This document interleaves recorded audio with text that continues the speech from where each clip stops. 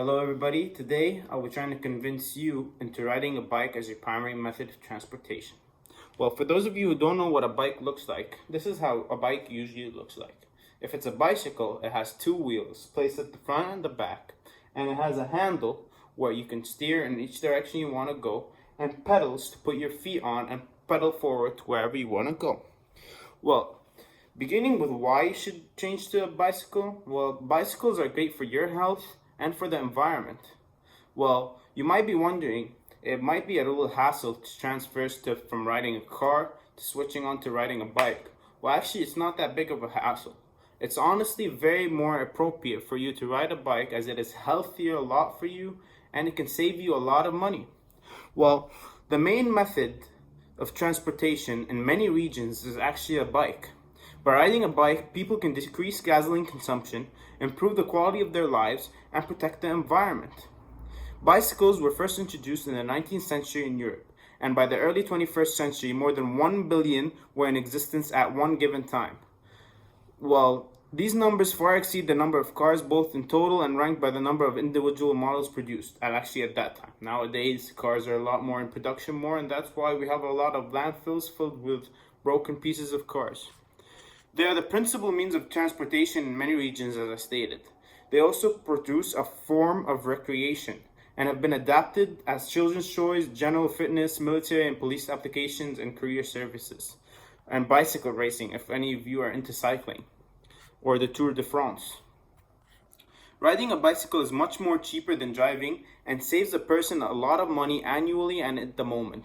As of 2015, the average cost in the US to drive a car 15,000 miles a year was $9,000 approximately, or roughly 60 cents per mile.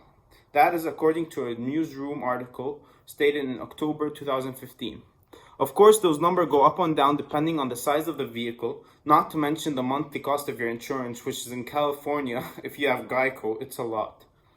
Well, according to the Grist, an article titled How Bicycling Will Save Your Economy, Ellie Blue says that ditching your car for a bike not only saves you thousands of dollars every year, it boosts local businesses. She says it's amazing how much money can stay in your community when it's not being pumped into the gas tank, big insurance, and the auto market.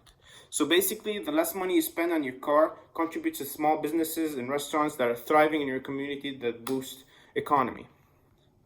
One of the most obvious reasons to switch to the bike is that cycling is healthier than slouching all day in a car. And riding a bike utilizes all leg muscles and almost all muscles from the abdomen to the upper body. And plus, being outside keeps vitamin D coming in, which is very healthy. And combined with exercise leads to a better night's sleep.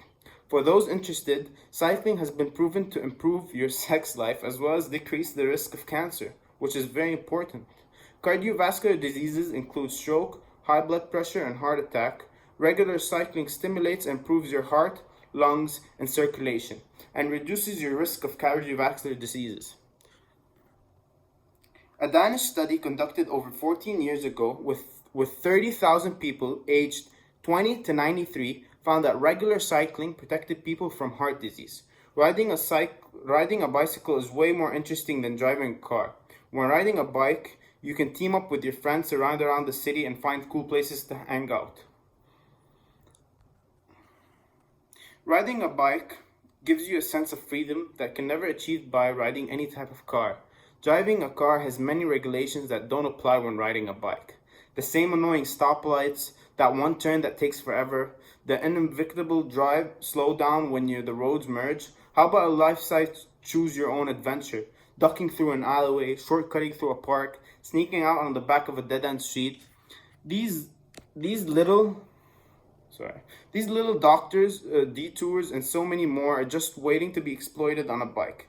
Even cutting through parking lots and finding the narrow spot where kids jump across the creek and fair game on a bike. Simply put, a bike presents loads of more opportunities for finding routes that a vehicle is bound to the road. Parking a bike is also much easier and much more accessible than parking a car.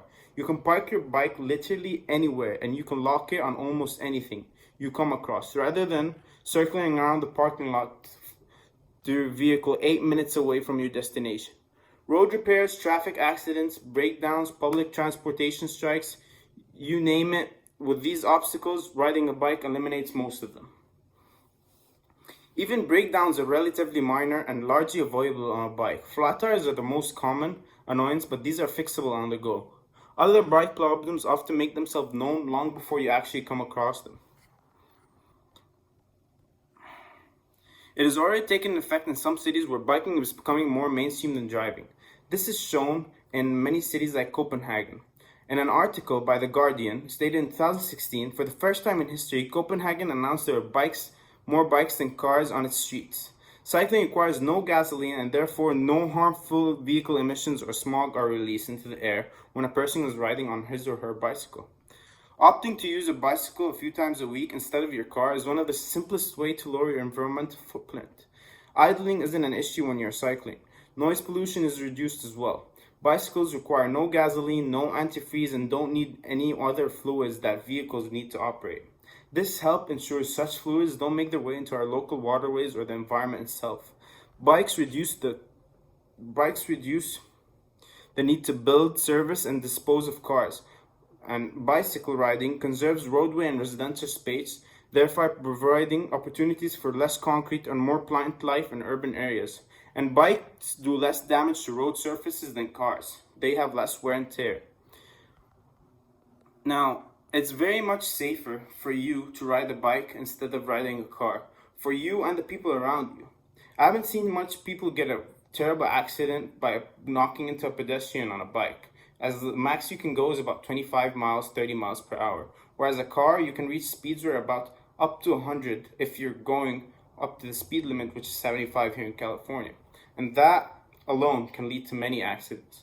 In the end, I'm trying to convince you to ride a bicycle, which is safer for you, your economy, your environment, and everything else. So why not ride a bike?